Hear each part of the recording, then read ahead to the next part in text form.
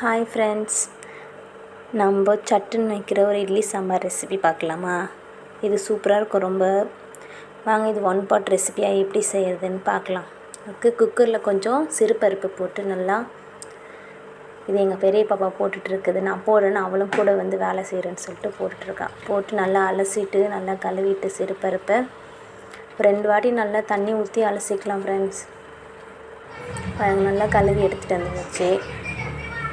இப்போ அதில் கொஞ்சமாக வெங்காயம் ஆல்ரெடி நான் கட் பண்ணி வச்சுருக்கேன். இன்னும் கொஞ்சம் கட் பண்ணணும். இதை கட் பண்ணலாம் வாங்க. வெங்காயத்தை நல்லா கட் பண்ணிக்கின்னு பொடிசாக, ரொம்ப பொடிசாக வேணாம், கொஞ்சம் குட்டி குட்டியாக கட் பண்ணி அது கூட ஒரு 4 தக்காளி கட் பண்ணி போட்டுட்டு,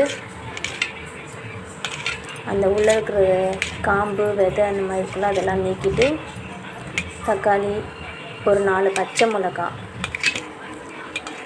இதையும் நல்லா கட் பண்ணி குட்டி குட்டியாக போட்டுக்கலாங்க.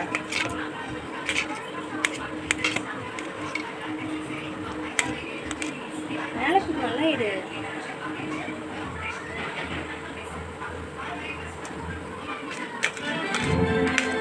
கட் பண்ணுற பார்த்து கட் பண்ணுங்கள். நீங்களும் பாருங்கள், பச்சை மிளகா இருக்கு இல்லையா, ஒரு 2 கட் பண்ணி போட்டாவே போதும்.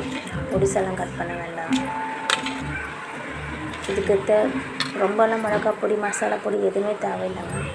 வெறும் பருப்பு, ஒரு 4 தக்காளி, 2 வெங்காயம், ஒரு 4 பச்சை மிளகாய் போட்டு பருப்பு வேகிறதுக்கான தண்ணி ஊற்றி அதில் கொஞ்சோண்டு மஞ்சத்தூள், கொஞ்சம் மஞ்சள் பொடி போட்டுக்கலாம். போட்டுட்டு அப்புறம் கொஞ்சமாக புளி, ரொம்ப கொஞ்சமாக போட்டால் போதும். போட்டு குக்கரை க்ளோஸ் பண்ணி கேஸ் மேலே வச்சிடலாம். நம்ம டைட்டாக க்ளோஸ் பண்ணிவிட்டு அப்படி எடுத்து கேஸ் பற்ற வச்சுட்டு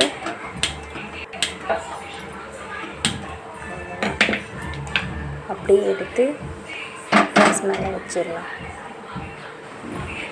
அவ்வளோதான். இது நல்லா ஒரு 3 விசில் வந்துட்டோம். ஒரு 3 விசில் வந்தால் போதும். அதே நல்லா வெந்து வந்துடும். சிறுபருப்பு தானே நல்லா வெந்துடும். நாங்கள் சிறுபருப்புன்னு தான் சொல்லுவோம்.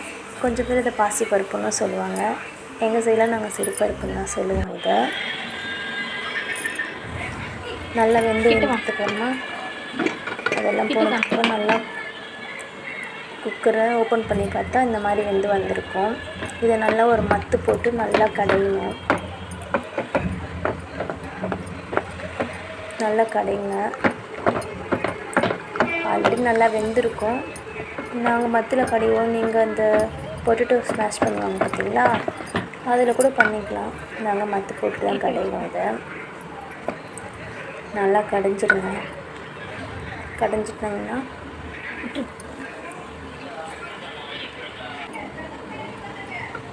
நல்லா கடைஞ்சி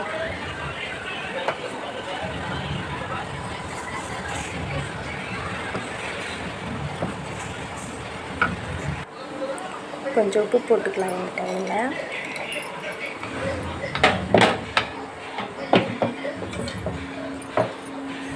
உப்பு போட்டு நல்லா கடைஞ்சி பண்ணால் அந்த உப்பு நல்லா கரைஞ்சிரும். அதில் அதுக்காக நாங்கள் கல்லுப்பு தான் போடுவோம்.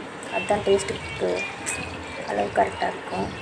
அப்புறம் தேவையான அளவு தண்ணி ஊற்றி நல்லா மிக்ஸ் பண்ணிட்டு இதுக்கு அப்படியே ஒரு தாளிப்பு கொடுத்துடலாம். பெருசெல்லாம் ஒன்றும் இல்லைங்க, ஒரு சின்ன தாளிப்பு தான். கொடுத்துடலாமா? வாங்க பார்க்கலாம். இப்போ கேஸை பற்ற வச்சுக்கலாம்.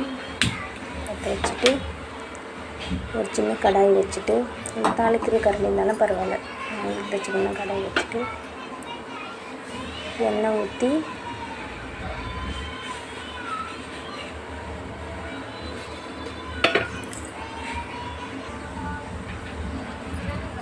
கொஞ்சமாக கடுகு, அப்புறமா சீரகமும் கொஞ்சம் போட்டுக்கலாம். போட்டுட்டு அப்புறம் கொஞ்சமாக கருவேப்பிலை போட்டுட்டு அவ்வளோதான், சிம்பிள் தாளிப்பு தான் இது. அப்படியே எடுத்து நம்ம கடைஞ்சி தண்ணியை மிக்ஸ் பண்ணி வச்சுருக்கோம் இல்லையா, அந்த பருப்பில் ஊற்றி நல்லா கலந்துட்டு கேஸ் மேலே வச்சு ஆல்ரெடி தண்ணி ஊற்றிருக்கோம்ல, அதனால் ஒரு கொதி கொதிச்சா போதும், ரொம்பலாம் கொதிக்க வேண்டியதில்லை. அவ்வளோதான், ஒரு கரண்டி போட்டு மிக்ஸ் பண்ணிட்டு கேஸ் மேலே வச்சுட்டோம்னா நல்லா கொதிச்சு வந்துடும். இது கொதிச்சு வந்தப்போ நான் ஷூட் பண்ண மறந்துட்டேன்.